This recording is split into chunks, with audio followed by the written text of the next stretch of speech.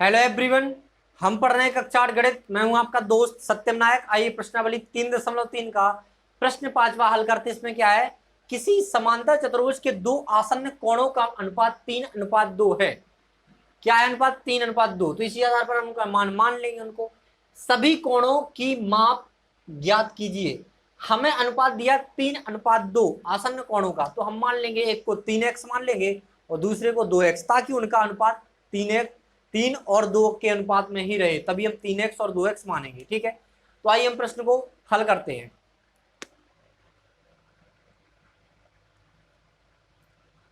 जब हम प्रश्न को हल करेंगे तो सबसे पहले हमें क्या दिया गया है कि समांतर चतुर्भुज के आसन्न कोण के बारे में दिया गया है।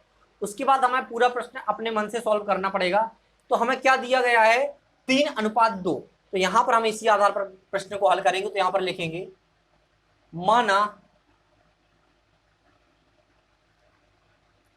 समांतर चतुर्भुज, माना समांतर चतुर्भुज का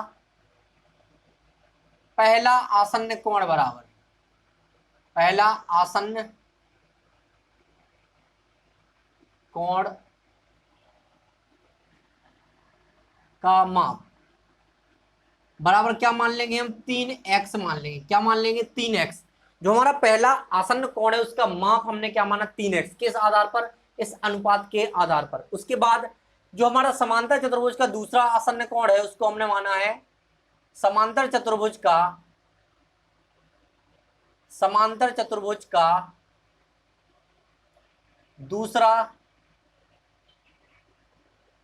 आसन्न कोण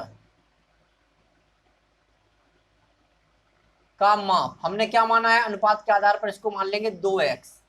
तो अब हम 3x और 2x आसन्न कोणों को लेकर एक समांतर चतुर्भुज का चित्र बनाएंगे। आइए किस तरह बनाएंगे हम? यहां पर एक हम समांतर चतुर्भुज का चित्र बनाते हैं इस तरह से।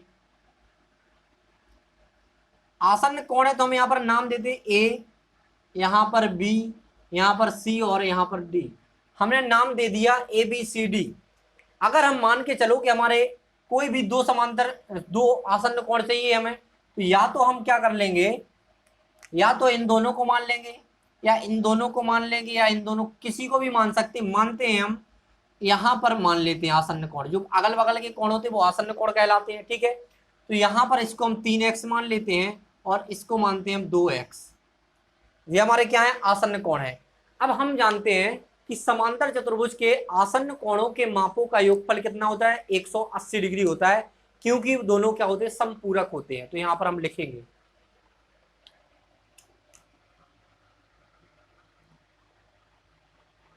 हम जानते हैं,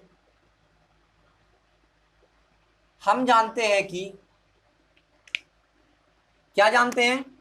समांतर चतुर्भुज के, हम जानते हैं कि समांतर चतुर्भुज के, हम जानते हैं कि समांतर चतुर्भुज के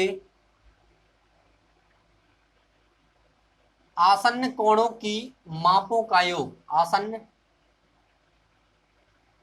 कोणों के मापों का योग 180 डिग्री होता है, क्योंकि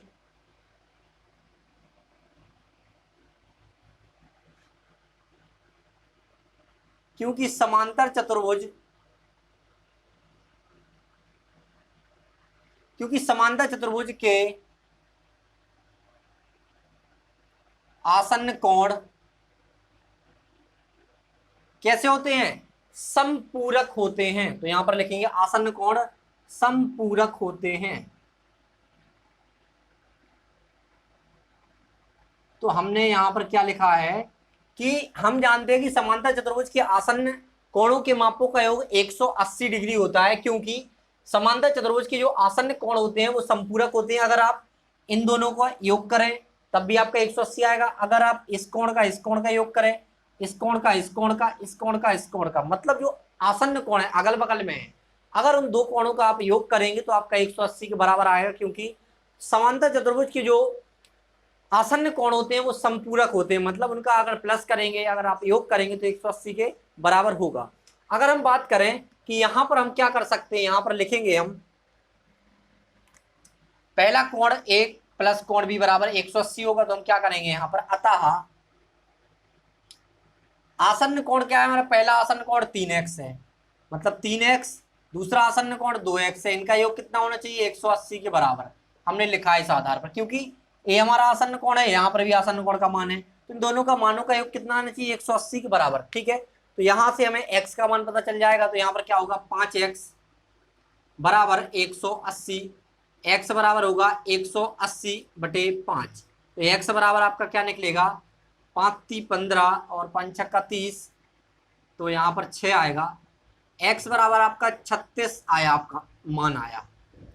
तो यहां से आप दोनों आसन्न कोण निकाल सकते हैं, तो यहां पर लिखेंगे अतः पहला आसन्न कोण,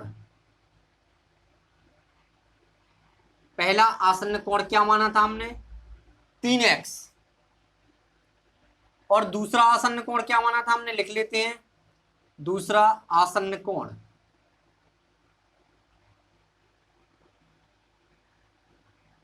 क्या माना था हमने 2x, यही माना था हमने, पहला आसन्न कोण 3x और दूसरा आसन्न कोण हमने 2x माना था। अगर हम इसमें x का मान रख देते हैं तो 3 × 36 होगा, तो यहां पर आएगा 108 डिग्री।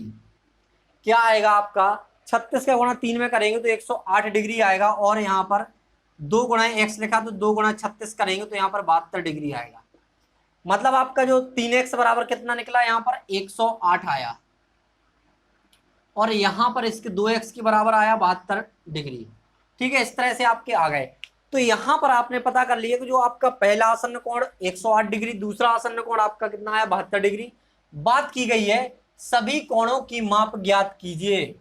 इसमें 4 कोण होते हैं, तो 2 तो हमें पता चल गए, 2 आसन्न कोण। ठीक है, तो 3x और 2x मान लिए थे, आसन्न कोण पता चल गए। अब हम क्या करते हैं, यहां पर बाकी 2 कोण और निकाल लेते हैं। यहां पर लिखते हैं हम एक नोट डाल के, क्या पता है हमें, जो समांतर चतुर्भुज के जो सम्मुख कोण होते हैं उनका बराबर माप के होते हैं। मतलब कोण ए के बराबर सम्मुख कौन सा है, कोण सी, ये वाला सम्मुख है, तो एक कोण ए बराबर कोण सी हो जाएगा, और कोण बी के सम्मुख कोण डी है, तो जो बी का मान आएगा वही आपका डी का मान आएगा। तो यहां पर हम लिखेंगे समांतर चतुर्भुज